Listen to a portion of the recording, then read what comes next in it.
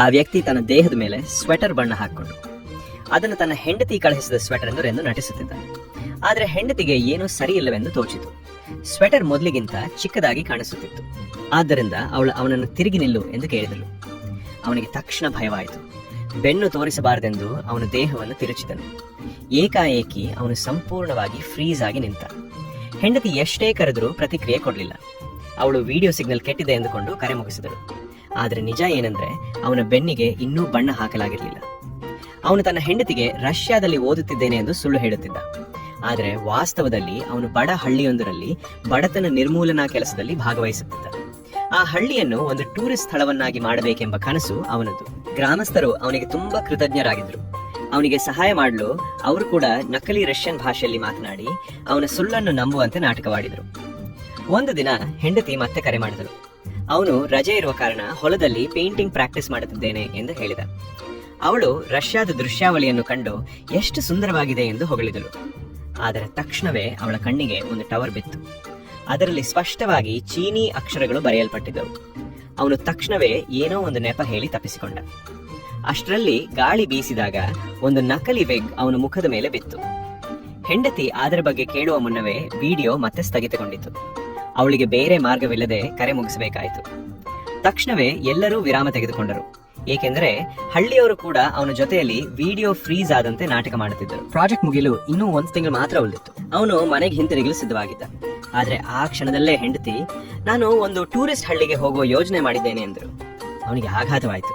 ಅದು ಅವನು ಇದ್ದ ಹಳ್ಳಿಯೇ ಆಗಿತ್ತು. ಅವನು ಹಾಸಿಗೆಯಿಂದ ಎದ್ದು ತಕ್ಷಣವೇ ಒಂದು ಮಸ್ಕಾಟ್ ವೇಷವನ್ನು ಸಾಲವಾಗಿ ಪಡೆದು ಅವಳನ್ನು ಹಿಂಬಾಲಿಸಲು ಹೊರಟ. ಆದರೆ ಅವನ ಹೆಂಡತಿ ಈಗಾಗಲೇ ಹಳ್ಳಿಯನ್ನು ಪ್ರವೇಶಿಸಿದಳು. ನಂತರ ಅವಳು ಹಳ್ಳಿಯ ಪ್ರಸಿದ್ಧ ಭತ್ತದ ಗದ್ದೆಗಳನ್ನು ತಲುಪಿದಳು. ಆ ದೃಶ್ಯಗಳು ಅವಳಿಗೆ ಗಂಡನ ವಿಡಿಯೋ ಕರೆಗಳಲ್ಲಿ ಕಂಡಿದ್ದಂತೆಯೇ ತುಂಬಾ ಪರಿಚಿತವಾಗಿ ಕಂಡಿತು. ಆದರೆ ಅವಳು ಹೆಚ್ಚು ಯೋಚಿಸದೆ ವೀಕ್ಷಣಾ ವೇದಿಕೆಯ ಕಡೆ ನಡೆದು ಹೋದಳು. ಆದರೆ ಬೋರ್ಡ್ ಮೇಲೆ ಉದ್ದ ಕೂದಲಿನ ಫೋಟೋಗ್ರಾಫರ್ ಮತ್ತು ಅವರ ಸಹಚರರಿಗೆ ಪ್ರವೇಶವಿಲ್ಲ ಎಂದು ಬರೆಯಲಾಗಿತ್ತು. ಅದನ್ನು ನೋಡಿ ಆ ಮೂವರು ಸ್ಥಳದಲ್ಲೇ ಸ್ತಬ್ಧರಾದರು. ಹಳ್ಳಿಯ ಮುಖ್ಯಸ್ಥ ತಕ್ಷಣ ಬಂದು ಕ್ಷಮೆ ಕೇಳಿ ಸ್ಥಳೀಯ ಉತ್ಪನ್ನಗಳ 3 ಪೆಟ್ಟಿಗೆಗಳನ್ನು ಕೊಟ್ಟ. ಹೆಂಡತಿ ಆ ಉಡುಗೊರೆಗಳನ್ನು ಸ್ವೀಕರಿಸಿ ಸ್ನೇಹಿತರೊಂದಿಗೆ ಹೊರಟಳು. ಹಾದಿಯಲ್ಲಿ ಪೆಟ್ಟಿಗೆಗಳನ್ನು ತೆರೆದು ತಿನ್ನಲು ಶುರು ಮಾಡಿದರು. ಅವಳು ಸಾಸೇಜ್ನ ಒಂದು ತುಂಡು ಕಚ್ಚಿದ ಕ್ಷಣವೇ ಅವಳಿಗೆ ಶಾಕ್ ಆಯಿತು. ಅದು ಗಂಡನು ರಷ್ಯಾದಿಂದ ಕಳುಹಿಸಿದ್ದ ಸಾಸೇಜ್ನ ರುಚಿಯಂತೆಯೇ ಇತ್ತು. ಅವಳು ತಕ್ಷಣ ಹಳ್ಳಿಗೆ ಹಿಂದಿರುಗಿದಳು. ಈ ಬಾರಿ ಎಲ್ಲ ವೇಷಧಾರಣೆಗಳು ಮಾಯವಾಗಿದ್ದವು. ಅವಳು ನೇರವಾಗಿ ಬುಲೆಟಿನ್ ಬೋರ್ಡ್ಗೆ ನಡೆದು ಪೋಸ್ಟರ್ ಅನ್ನು ಹರಿದು ಹಾಕಿದಳು. ಅದರ ಕೆಳಗೆ ಅವಳ ಗಂಡನ ಫೋಟೋ ಹೊಳೆಯುತ್ತಿತ್ತು. ನಂತರ ಅವಳು ಗಂಡನು ಕೆಲಸ ಮಾಡುತ್ತಿದ್ದ ಸ್ಥಳಕ್ಕೆ ಬಂದಳು. ಹಳ್ಳಿಯವರು ಅವಳನ್ನು ನೋಡಿ ಬೆಚ್ಚಿಬಿದ್ದರು. ಒಬ್ಬ ಗ್ರಾಮಸ್ಥನು ಅವನಿಗೆ ಗುಪ್ತವಾಗಿ ಸಂದೇಶ ಕಳುಹಿಸಲು ಯತ್ನಿಸಿದರೂ ಅವಳ ಸ್ನೇಹಿತನೇ ಅದನ್ನು ತಕ್ಷಣ ಹಿಡಿದು ಬಿಟ್ಟ. ಹೆಂಡತಿ ಸುತ್ತಮುತ್ತ ನೋಡಿದಾಗ ಅವಳಿಗೆ ನಂಬಲಾಗದಂತಾಯಿತು. ಗೋಡೆಗಳೆಲ್ಲ ಬಣ್ಣ ಬಣ್ಣದ ಚಿತ್ರಗಳಿಂದ ತುಂಬಿದ್ದವು. ಪ್ರತಿಯೊಂದು ಚಿತ್ರವೂ ಅವಳ ಗಂಡನ ಕೈ ಚಳಕದಿಂದ ತುಂಬಿತ್ತು. ಹಳ್ಳಿಯನ್ನು ಶ್ರೀಮಂತವಾಗಿಸಲು, ಸುಂದರವಾಗಿಸಲು ಅವನು ತನ್ನ ಸಂಪೂರ್ಣ ಶ್ರಮವನ್ನು ಹರಿಸಿದ್ದನು. ಗಂಡನು ಕೊನೆಗೂ ಅವಳನ್ನು ನೋಡಿದಾಗ ಅವಳು ಕೋಪದಿಂದ ಸಿಡಿದು ಬೀಳುತ್ತಾಳೆ ಎಂದು ಭಾವಿಸಿದ.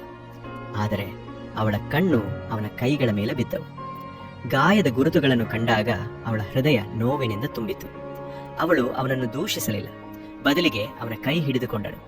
ಅವಳು ಈ ಅರ್ಥಪೂರ್ಣ ಕೆಲಸವನ್ನು ಅವನೊಂದಿಗೆ ಸೇರಿ ಒಟ್ಟಿಗೆ ಮುಂದುವರಿಸಬೇಕು ಎಂದು ನಿರ್ಧರಿಸಿದಳು. ಹಳ್ಳಿಯವರ ಕನಸು, ಗಂಡನ ಶ್ರಮ, ಹೆಂಡತಿಯ ಸಹೃದಯ ಎಲ್ಲವೂ ಹಳ್ಳಿಯ ಹೊಸ ಜೀವನದ ದಾರಿಯಲ್ಲಿ ಹೆಜ್ಜೆ ಹಾಕಿತು.